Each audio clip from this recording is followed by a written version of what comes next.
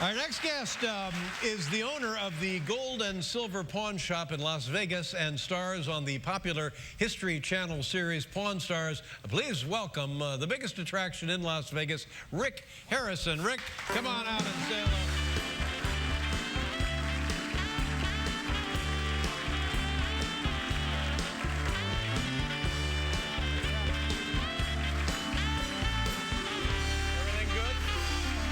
Life is good. I can't complain. Let me ask you a couple of questions. Why is the show just a half hour? How come it's not an hour? Well, it sort of is an hour. They always put two episodes back to back. Together, yeah. But I find that once I've seen all of them, I want to see more of them. Could you make more than you make now? Our current filming schedule is for the next 2 years. So 2 years, so there'll be plenty of shows. Yeah. How many do you do in a year? Like 40 or 50. 40, that's not enough. Oh. Have you ever thought about doing it every day? It's like a one-day-a-week show. No. I film 4 days a week. Too much work then. Yeah. And are you in the store every day or only when you shoot the show? No, I'm in the store every day. Mm-hmm. If I would come into the store on a Tuesday afternoon, likely I would see you there? I'm usually in my office in the back. We get like 2,000, 3,000, 4,000 people a day some days. It's the single biggest attraction in Las Vegas. I mean, people line up for miles and around, and Bob Stupak with the Space Needle. Nothing compared to what you guys have there. Yeah. I'm sort of overwhelmed. People love the show. Yeah, I'm still just a bookworm. You know what overwhelms me is how nice you are to every person that comes in. Some people you say, oh, that's great. Some people you can tell are, oh, buddy. but you seem to be very nice to all of them. I try to be. It's very, very... Occasionally, there's that person that you have to have Antoine come along and remove from the store. Because That's what I want to see. Because I am the party stopper sometimes. I just want to see a guy hammer-locked and thrown to the floor. Now, that has happened. You said that Antoine we see in the show periodically. That probably has happened. Yeah, like, it was like 7 months ago. I went out to, I have to have security walk me out to my car. And wow, listen to this. That's incredible, isn't it? And someone was there breaking into my car.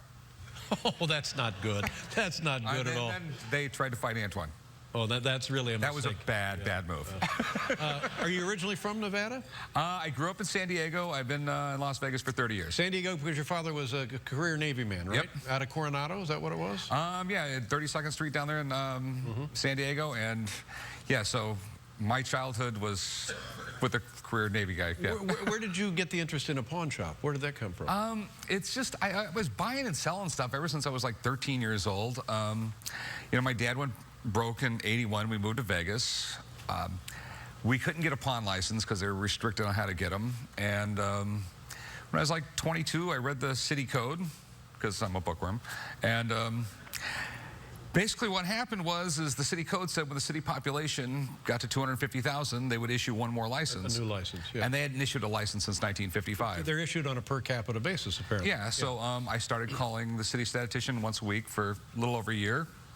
And one day he said, oh, yeah, we think it's over 250,000 now. So 10 minutes later, I was down a city business license. Now, you mentioned something that I thought was fascinating. Your dad went broke, so you all moved to Las Vegas. Is that really, is that the money move, really, when you think about it? It turned out fine, yeah. I remember it was '81. It was a different world. Yeah, it was a different world. Now, we have some items, and I hope people know what we're talking about. Folks come in to either sell their items or to pawn their items, and you've brought some items. Let's talk about some of these. First, oh, here, now, this sports memorabilia. What is that, Rick? That is a baseball signed by Babe Ruth. Whoa, wow. And how did you get this? A guy brought it in? A guy brought it in. He was an elderly guy and just told me he's liquidating. He's gonna start partying or something. I don't know. And where did he get the ball? And he actually had Babe Ruth sign it. Now the big mistake he had was he decided he was going to preserve it and cover it in shellac, which was great for like 10 years until it turned brown. Yeah. So this ball right here is worth, I'd say, right around $10,000. It would have been more if he'd not touched it. If it was, because it was mint condition and he put the shellac on it. He never put the shellac on it. Is this the signature we're talking about right there? And if you look on the side, it says Stan Musial too. Wow. Stan Musial over there? Well, I can't see. I see there's Alex Trebek. What? And you say that's worth $10,000 or so? Babe Ruth is the ultimate sports collectible.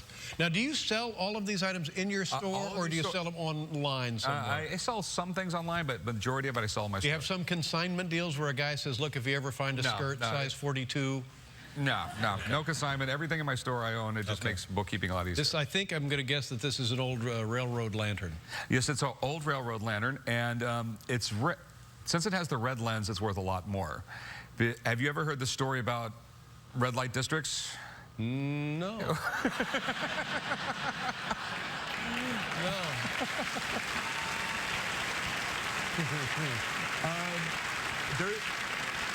There's a story about the way the term red light district came along is because the railroad guys, they would go to the houses of ill repute, and these switching guys, they never knew when they'd have to work. Sometimes they immediately had to get back to the railroad yard.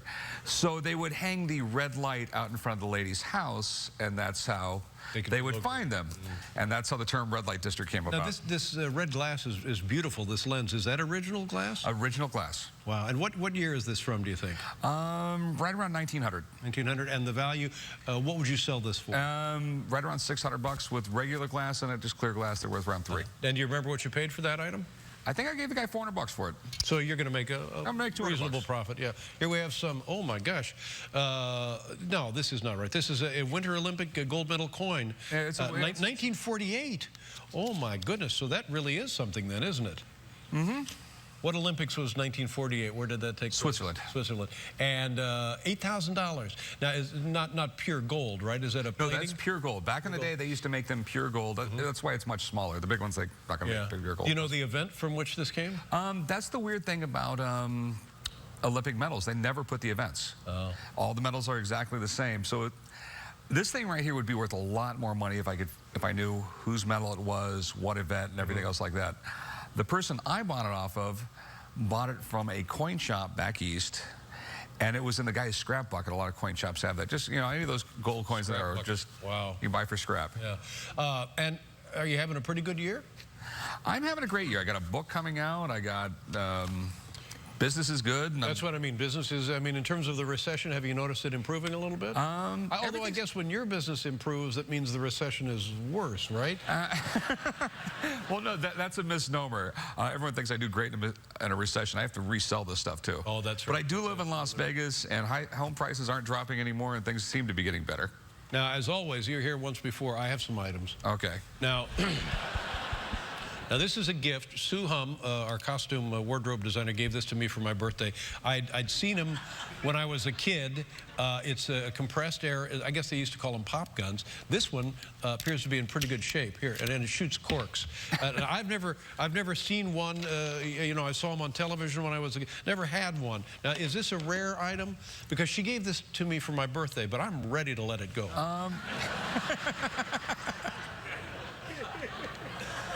What do you think, Rick? Actually, since it works, they're worth a little bit of money. Not a whole lot. They're worth like $100. Right. But it's an old toy, and old toys are really collectible because old guys like to collect the things they had when they were kids.